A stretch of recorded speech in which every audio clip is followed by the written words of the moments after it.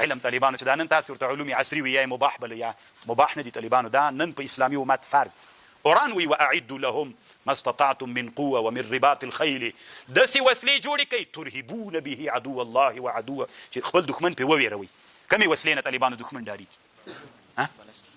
داسې بلاستیکي توغندۍ نه ډارېږي طالبانو د کروس توغندۍ نه ډارېږي چې له غږ نه تیز حرکت وکړي طالبانو د دښمن په اهدافو ولګېږي ناست دلته یې که نه شنګای هلته جګېږي څومره خوند وکړي دنیا ولاړه ده که مزل کوي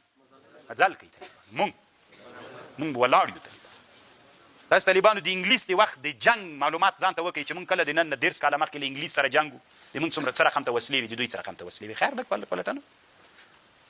بیا 100 کاله بعد مو د امریکایانو سره جنګ سو بیا مونږ طالبانو چې د جنګ بڼه ولا بیا څه رقم ته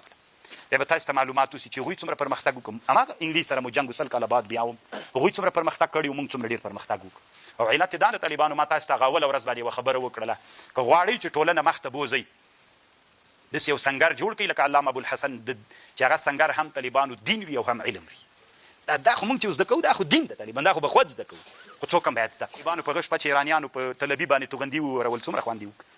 ځکه د اسلام له هدف نه خو ول که نه د الله اکبر په نوم باندې څومره یې ولړزو طالبانو اسرائیلو بیرته متقابل برید کله بیا وکړو که موږ درلودلی طالبانو څومره خوند به دا اوس او دا یاد ساتئ طالبانو دا به اخرینۍ خبره درته وکړم دا د انسانیت قانون ده الاضعف طعمة للاقوا دا یو قانون هر ضعیف دی چا مړی ده فکر وکړئ د حیواناتو کې فکر وکړئ کوم حیوان خوري د ځان نه قوي که ضعیف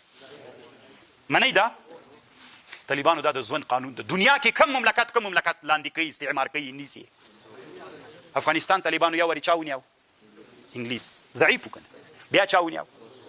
چا ونیو دا اوس یاد ساتئ طالبانو دا منم چې الهي نصرت ده دا منم خو د الله قانون به منې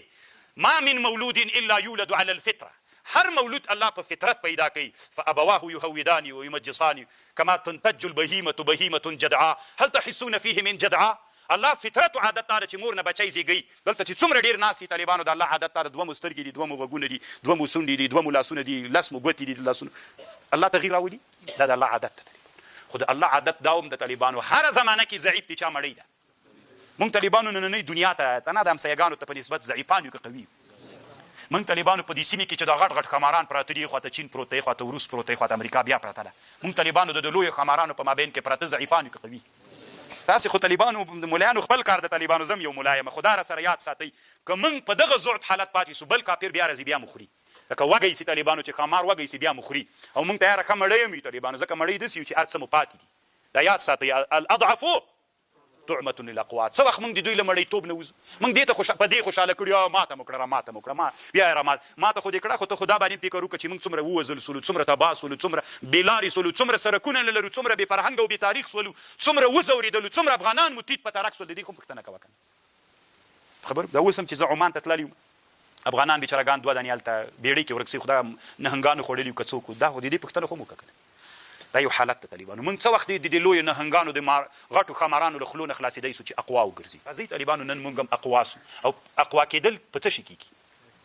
دا ومنئ لکه دوی په څه شي اقوا سوي دا ټوله دنیا نن چې امریکا د اروپا د لندن د فلان د په څه شي اقوا دي